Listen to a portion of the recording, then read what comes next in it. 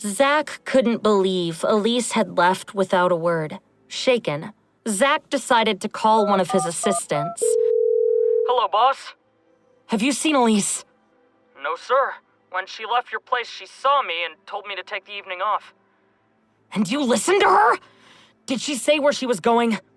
No, sir. She just told me to have a good night and left. Zach turned to Chloe. Do you have any idea where Elise might have gone? You're her husband. Isn't it your job to know? Please, Chloe. If you have any idea where she might have gone, you need to tell me so I can help her. If she wants to run away from you now, you don't deserve to find her. You're my sister. You should be on my side here. I'm your sister, so I know all of your worst qualities. If you love her, you need to do better.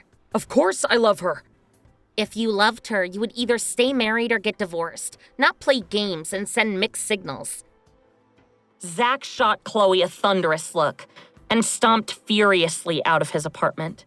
Elise had spoken to him many times about her grandfather, the art restorer, from whom she inherited her talent for painting. Zach took a car to the cemetery, thrumming his fingers nervously against the car door. He got out of the car and started to search the cemetery.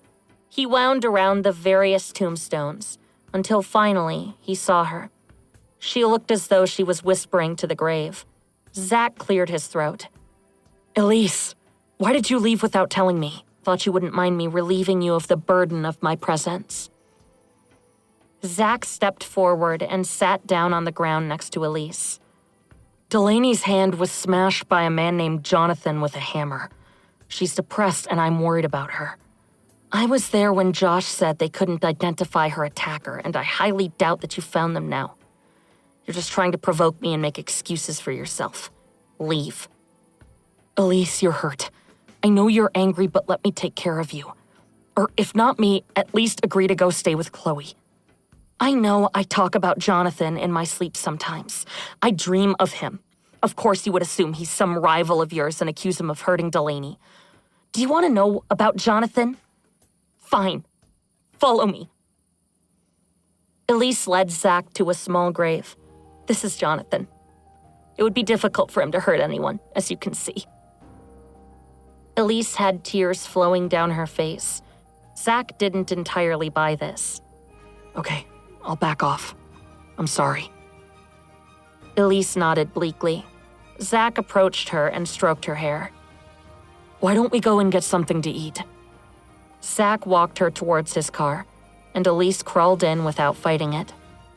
Elise's phone rang, and the caller ID showed it was Henry. Elise, how are you feeling?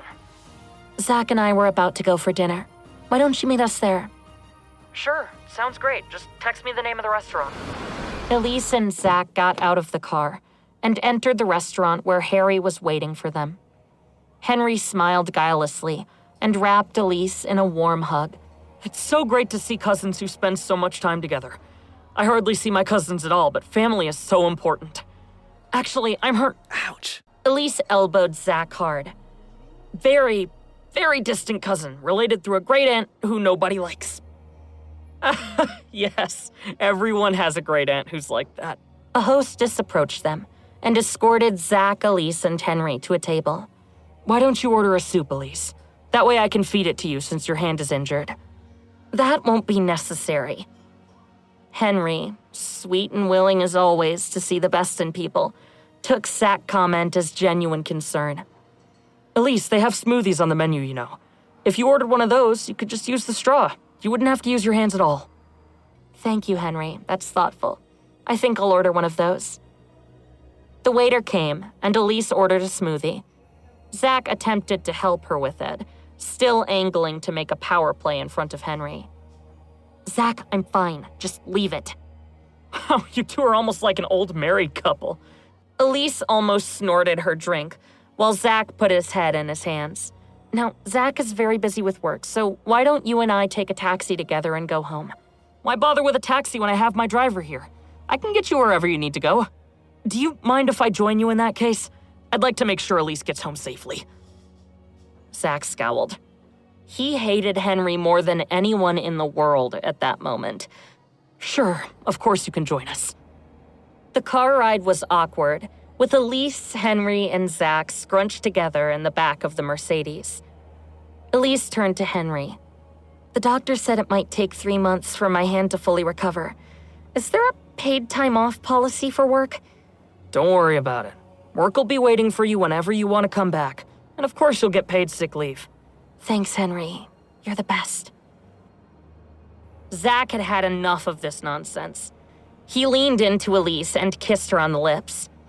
She pulled away from him, but not before Henry noticed. Whoa! I've never seen cousins do that before.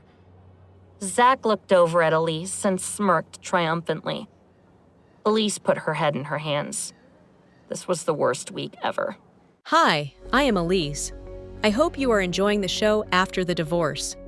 If you are wondering what happens next, click on the link in the description to listen to the full audio series. You can also watch the next episode here in the playlist.